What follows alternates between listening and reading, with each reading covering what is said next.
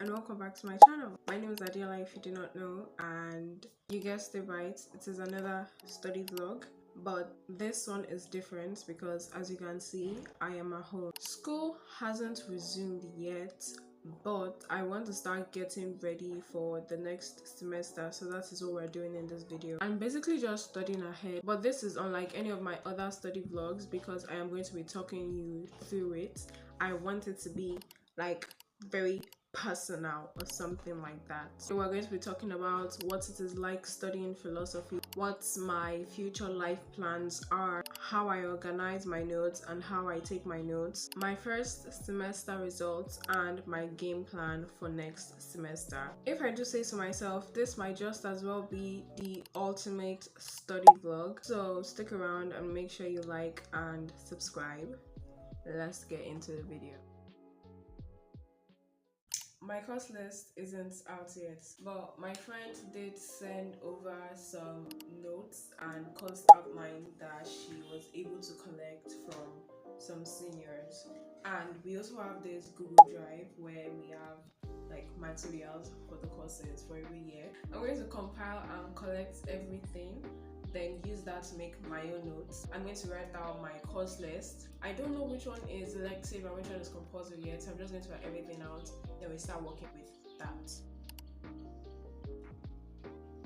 I want to talk about my course and what it is like studying it. I feel like I could make an entire video about this once I graduate, so this is just going to be scratching the surface. I want to go over what it is like studying a course when you know that there is no job opportunity waiting for you out there. When I first got admission, I tried to ask as much people as possible for their life plan and what they wanted to use their philosophy degree for. And what I realized is that nobody actually plans to use their degree.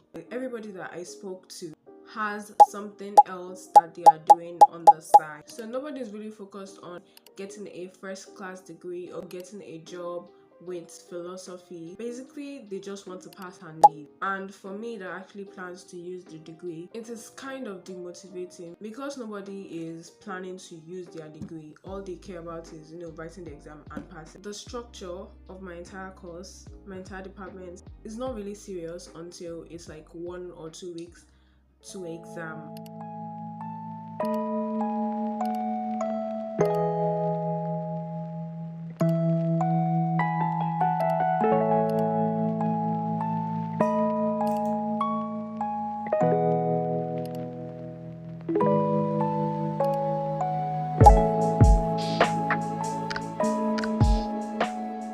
I just finished writing out my course list. I think there are a total of 9 courses. I don't know which one is compulsory yet. Usually 5 is compulsory, then we pick 2 electives, so that's 7 if I'm not wrong. But basically, yeah, I wrote out the course list, then I created folders on my laptop so that I'll organize all the materials that I downloaded from the Google Drive and the ones that my friend sent to me. I'll organize them into those folders, then I'll start making my notes. That's basically my system. But I was looking at my courses and I'm like, last year, first semester and second semester, the courses that I did, I found them actually interesting. But this year, I don't know. They kind of seem boring. The only one I'm very, very interested in this year has to be metaphysics and philosophy of law. The remaining ones, I'm not going to jinx it because you don't really know what the course is about until you start doing it, right? But yeah, I promise I would give you guys a breakdown of how I organize my notes. I can't screen record on my laptop, which is so annoying. We are going to try to work around it. In class, I do use one big notebook for all of my notes. You've probably seen it if you watch my study vlogs. That is the only book that is usually in my bag. The section, so I use every section for a different course. We do not take detailed notes in class. There are some lecturers that do give notes, but majority lecturers just explain, then you try to jot down what you can. Some of them recommend textbooks and some of them do send slides to us. After I take notes, I get a basic idea of the topic. Then I go to the textbook, go to the slides that we're given, go to AI and try to make my own notes. I have all of my notes organized on my laptop. I know a lot of people love the feel of pen to paper, but personally, I like being able to edit my notes. I like being able to have total control.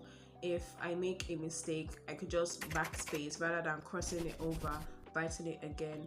And I am also a very slow writer, and I do suffer from wrist pain, so digital notes work very well for me. Unfortunately, we are not allowed to take digital notes in class, which is why I have to waste my time writing. So annoying. Like, my life would be so much easier if you let me take my laptop. Ugh. Bruh. I have all of my notes organized on my laptop. The app that I use is WPS. You can use Microsoft Office or Google Docs, but personally WPS works for me. I like the interface. I'm going to open an example to show you. This is Philosophy of the Mind.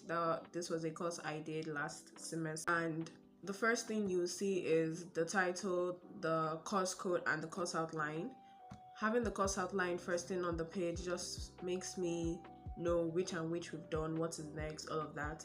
Then on the side here, every course topic, I have like it has a heading on the side so I can easily navigate, and that is how I take my notes. In terms of how I annotate my notes, I usually just highlight. Pink is basically anything definition, anything very important. Yellow is anything less important but I want to take note of it. If I want to highlight a particular keyword, I color it red because that's my favorite color. If there is a particular passage that really is just the summary of everything that I really need to understand, I sort of bracket it. I just like making my notes very pretty. It motivates me to read. I cannot read when everything is cluttered and combined together. I get very overwhelmed. Sometimes when I'm studying, I do mind maps. I don't do this often, but I want to start doing it a lot more. But yeah, that is how I organize my notes, and that is how I take my notes in class and on my laptop. I hope that was helpful.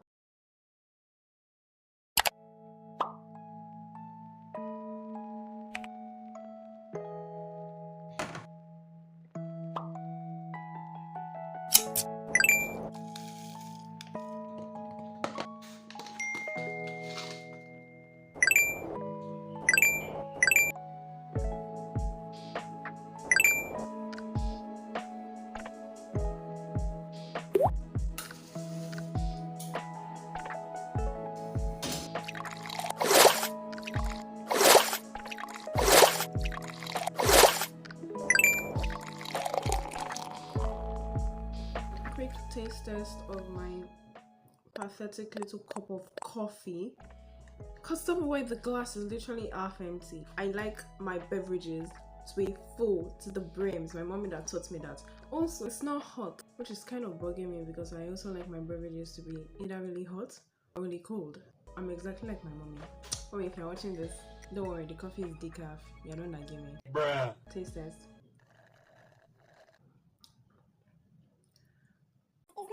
I did add like 4 spoons of sugar plus vanilla extract. It's not bad, but it still does not beat tea. I don't know why people drink coffee. That is my taste test. While drinking the coffee, I'm going to watch a study vlog to get myself, motivated to study. Then we'll go and start. Today we're tackling logic. I need to start revising logic because I have forgotten almost everything that we did in first semester. I was very disappointed when I saw my first semester exam results. When you write an exam, right, and you like get your results and it's not what you expect, in your mind you are thinking that, oh, there is something that I did that caused this result to be bad, or you're thinking if I had done this then it should have been better. But when I got my result, nothing came to my head because, as I've said before, you guys, I didn't do any other thing than this constant studying. No social life, no going out. Literally, I only went to classes at my hostel. That was my routine. And people were asking me like, oh my god, are you not coming to this event? Are you not coming for this event? I was like, no, I have to study. So that was all I was doing, just studying.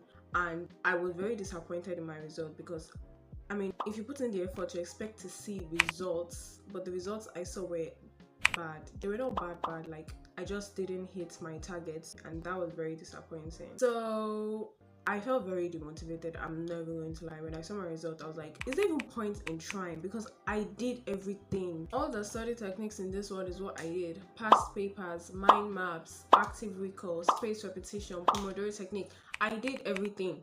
But still, I did cry when I saw my result. Yeah, I genuinely wanted to give up when I saw it. But then I was like, studying and going to school is my only plan for life. I don't have a side hustle or a skill that I'm learning. If I want to live my dream life, I have to actually go to school and get a good job. I have to put my all in this one basket of philosophy in Unilag. So I can't give up. Yeah, that's just it. I have to work harder. I want to come up with a new study routine. That's kind of why I'm filming this study vlog, because I want to prepare in advance. I don't want to take any chances. I want to put everything into it. So yeah, that's what happened to me first semester. Second semester result is not out yet, but I genuinely hope that one is much better than the first one. Yeah.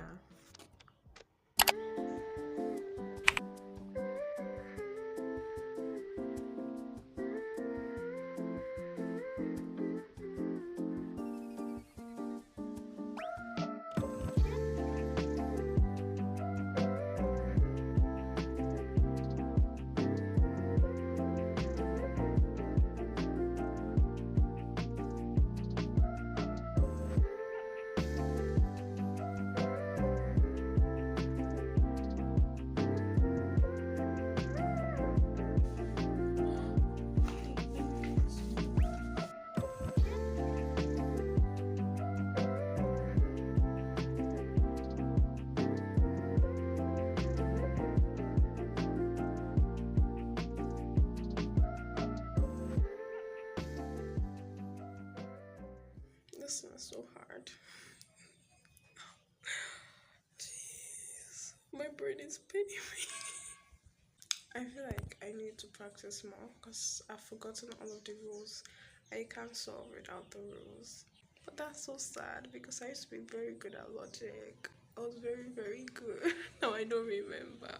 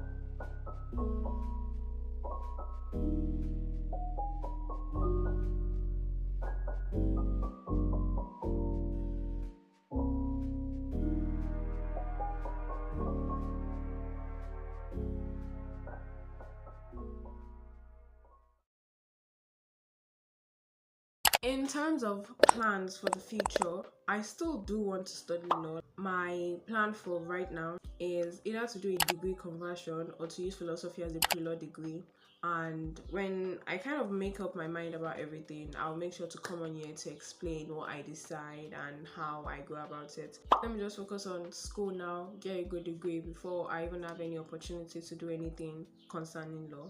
Just to be safe, because I am not a risk taker, I want to start coming up with other plans for my life. If that does not work out, I need to have another alternative. So I was thinking I could learn like a digital skill. I'm not thinking I could learn, I'm actually already learning. I basically wrote a list of everything that I am interested in and everything I can do: graphic design, video editing, social media management. Social media management was what I ended up picking. Once I get my head right, I am also going to come to talk about how social media management is going. Yes, this background noise and it's annoying me, but I just want to film this video and get it done.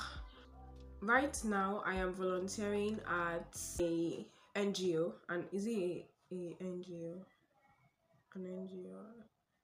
Basically, it's a mental health company. I am volunteering for them as their social media manager, just to get a grip, actually do practical work, because I will take all the courses in the world and I'll still not put myself I will not literally force myself to do anything. So that was why I volunteered at this place. The owner is my senior. She also studies philosophy. That was how we met. Anyways, I'm going to come and tell you guys all about it once I figured out my entire social media journey, I promise, and give you guys details to help anyone out there who's also going through studying a course that's not going to give you a job dilemma. Basically, I want my channel to be very raw and honest. I don't want to just come on here and show my life as if it is perfect, as if I'm not a human being that is also dealing with a lot of things.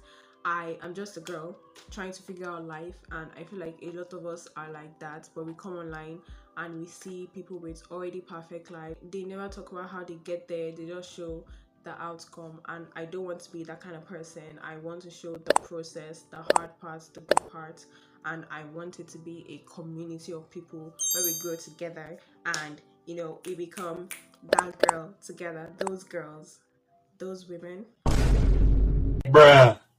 Okay, that is the end of the video. I hope you enjoyed. Let me know if you like this kind of videos, vlog plus sit down kind of thing, and make sure you like and subscribe, and I will see you in my next video.